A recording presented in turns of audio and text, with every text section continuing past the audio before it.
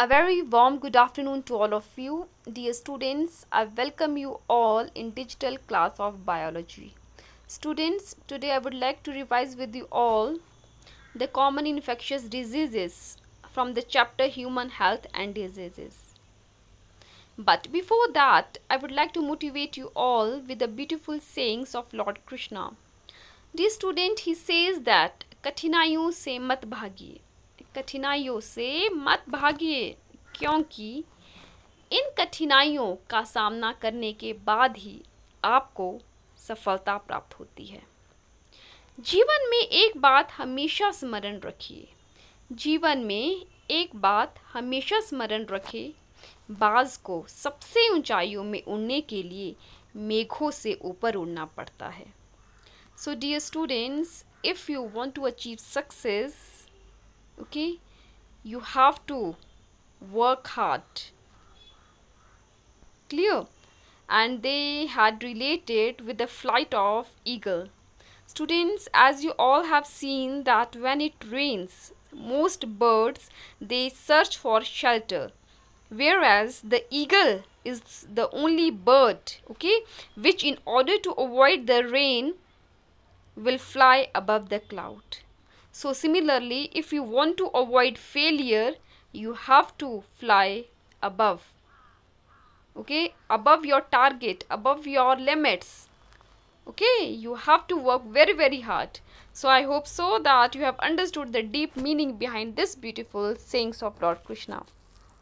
So dear student, here is my chapter Human Health and Disease. Okay, so student, these are the some of the infectious diseases along with their causative agents. Okay, I hope so that it is visible to you all. Okay, so student, first causal organisms are bacteria, second viruses, fungi, protozoa and helminthises. Okay, and these helminthises are mostly parasites. What are parasites? Which live inside your body, okay, and they cause various kind of diseases. Student, you need to learn the example of all these bacterial diseases. Though in your syllabus there are not all, but at least you must know the name of bacterial disease for your competitive point of view. Clear? So learn it by making mnemonics. Okay, you need to learn all the viral diseases, you need to learn all the fungal diseases, protozoan diseases and helminthes diseases, because these are important for your competitive point of view. But according to your syllabus there are only little diseases, so we will study about those only. Clear? Students, but before that you must know that what is health. Okay, we all know that health is a state of complete physical, mental and social well-being. Okay, it is not merely free from disease. Okay, in order to be healthy you need to be completely physically, mentally and socially well-being. Understood? And your good health is maintained by your balanced diet, by personal hygiene and by regular exercise. Okay, and I hope so that you are doing regular exercises during this lockdown period. Okay, so students, without wasting time, I would like to start with my common infectious diseases. Okay, so earlier only I have told you that common infectious diseases, they are caused by bacteria, virus, fungi, protozoan and helminthes. Okay, so one by one we will study about all those. Okay student, first we will study about bacterial disease, and typhoid is one of that. Okay student, first of all, it is caused by Salmonella typhi. It is a kind of bacteria. Okay, so pathogen of this disease is Salmonella typhi. What is pathogen? Disease causing organism. Clear? In your paper also you need to write your answer in the same way. Okay, then second is organs affected. Which organ is affected? Very important question. Small intestine is affected in your typhoid. Okay, and after that what will happen? Your this bacteria will migrate to other organ through blood. And how it is transmitted? It is transmitted, student, through contaminated food and water. Okay, you can see the structure of Salmonella typhi. okay, under microscope, under electron microscope, it would be in this way. Clear? So now the question arises that what are the various symptoms? You all have one or the other time in your life suffered from typhoid, okay? So you know that in that there is high fever, okay, and then weakness in the body, stomach pain, then constipation, headache, and then loss of appetite. We don't feel like to eat anything, okay. And sometime if the infection is much in your small intestine, it can also leads to death of that organism, okay. So take care that you must not have any contaminated food and water, okay. And nowadays rainy season is going on, please drink water after boiling it, okay. And student, it is also very important that how to confirm that the person is suffering from typhoid. There is one test, that is Widal test. Please learn about this test. Widal test is used to confirm typhoid. Clear? Second, pneumonia. It is also a kind of your bacterial disease, okay. And pathogen, causal organism is Streptococcus pneumoniae and Haemophilus influenzae. Student, as these are the scientific name, okay, so we need to write that in underline form, okay. Why? Because it is not given in italics. If it would be in italics, then it is okay, but they haven't shown it with italic, okay. So we need to underline it, okay. So Streptococcus pneumoniae, whenever you will write in your notebook, please underline these scientific name of the pathogen, okay. And then Haemophilus influenzae. And then next is, what are the organ which are affected in your pneumonia? It is alveoli of lung, okay. And what happen in this? Your alveoli get filled with fluid, mucus. Clear? How it is transmitted? Okay, it is transmitted by inhaling the droplets which is released by your infected person, okay. So you need not to sit, okay, beside the person who is suffering from pneumonia, okay, because whenever he will sneeze, okay, the droplet that will fall in the air, okay, it can enter into your body and you will also suffer from the same disease. Clear? What are the various symptoms? Student, person suffer from fever, chills are there, coughing, headache, okay. And in severe cases, what happen? Lips and fingernails, they also turn grey to bluish color. Clear? Take care. And then we will study about viral diseases, okay. So most common viral disease is your common cold, okay. And the pathogen which caused common cold is rhinovirus. What are the organ affected? Nose and respiratory passage, okay. We all are well aware of this disease. Then method of transmission. Student, again there is direct inhalation of droplet from infected person, so stay away from the person who is suffering from common cold, okay. Don't take his pen, pencil, okay, or hanky or anything, okay, because this virus can be anywhere, okay. And then how it is transmitted? Through contaminated object, as I have told you that you need not to take the pen, books, cups, computer, keyboard of that person who is suffering from this disease. Clear? And what are the symptoms? You all know that there is nasal congestion, naak band ho jata hai, and then discharge is also there, okay. You need to keep hanky with you all the time. Then sore throat is there, okay. And then hoarseness, okay, change in the voice, then coughing is there, tiredness is there, okay.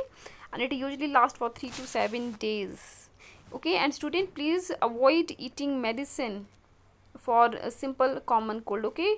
Try to be there, okay, try to have that common cold, okay, because and allow your body only to produce the antibodies to fight against those common cold viruses such as rhinoviruses. But once if you will start eating, okay, these antibodies, your body, okay, will become lethargic, and then the body will stop producing antibodies, and now every now and then you have to take from outside only, okay. So avoid eating any kind of medicine during common cold, yeah. And if it is exceeding above 7 days then you can have, but at least 7 days avoid. Clear?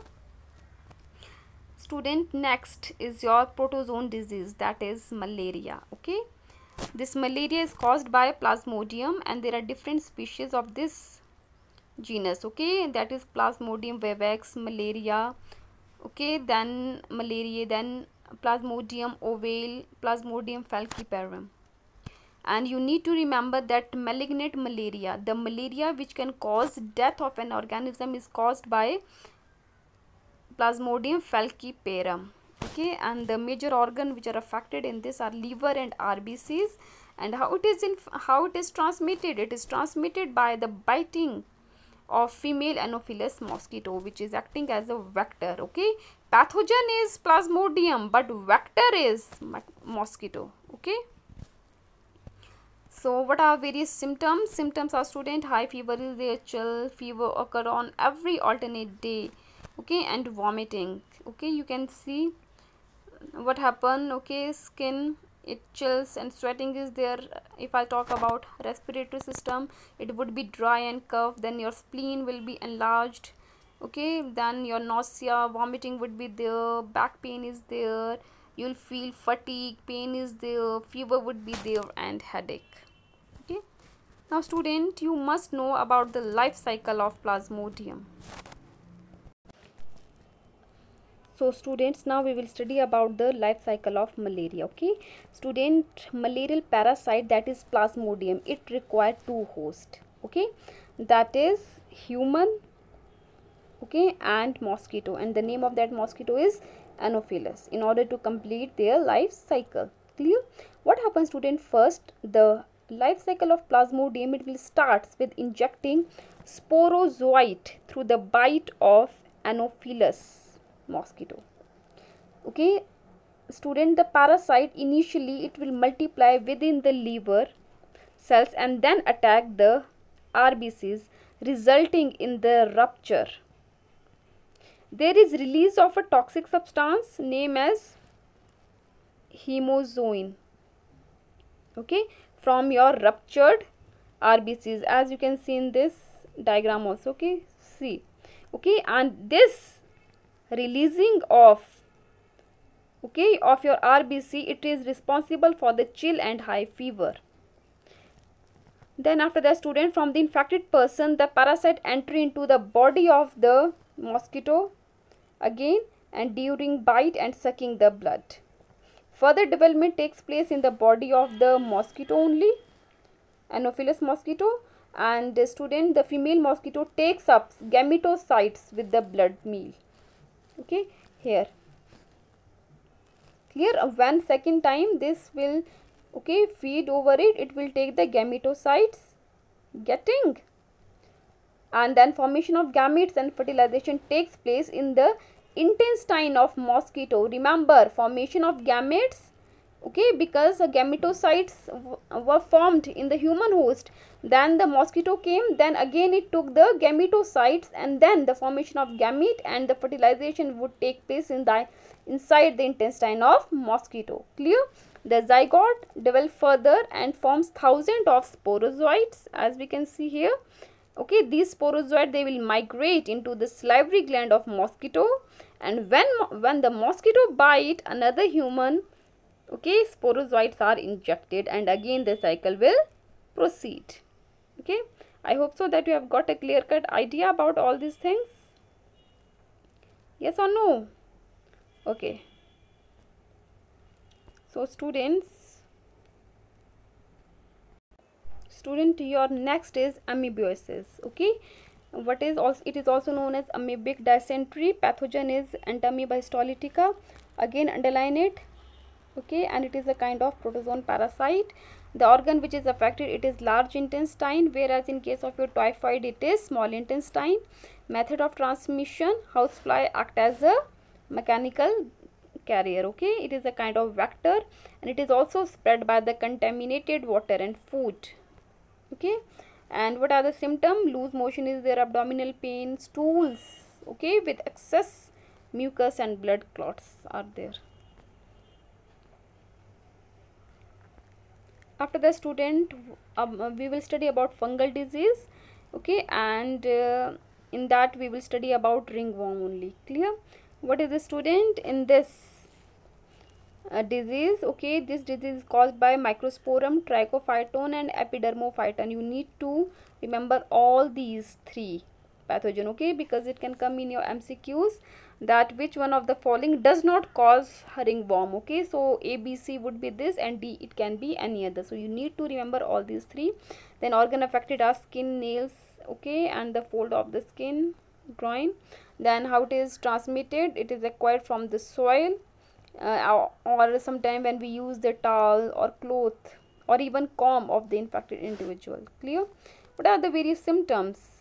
We know that there is appearance of dry scaly lesion in the skin, nails and scalp, and lesion accompanied with intense itching. A lot of itching is there. Next student, we will study about helminthic disease. Okay, and in this we will study about ascariasis. Okay, pathogen is Ascaris lumbricoides. Underline it. Organ affected is intestine of man. Method of transmission again contaminated water, okay, and food. Food include vegetable and fruits. Symptoms are internal bleeding would be there, muscular pain, fever, anemia, blockage of the intestinal passage. Clear? And last is student filariasis or elephantiasis. It is caused by pathogen Wucheria. You need to learn both these, okay, Wucheria bancrofti and Wucheria malayi.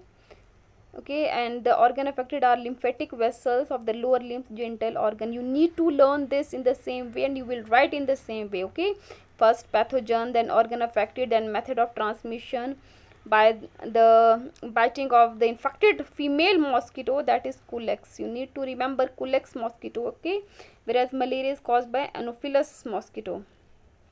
What are the various symptoms? Okay, chronic inflammation of the organs. Okay, it will swell, and abnormal swelling of lower limbs, scrotum, penis, as you can see in this person.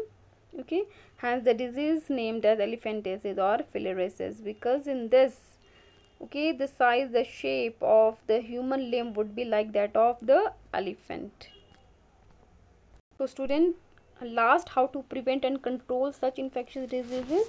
You need to maintain personal and public hygiene. Okay, you need to consume clean drinking water.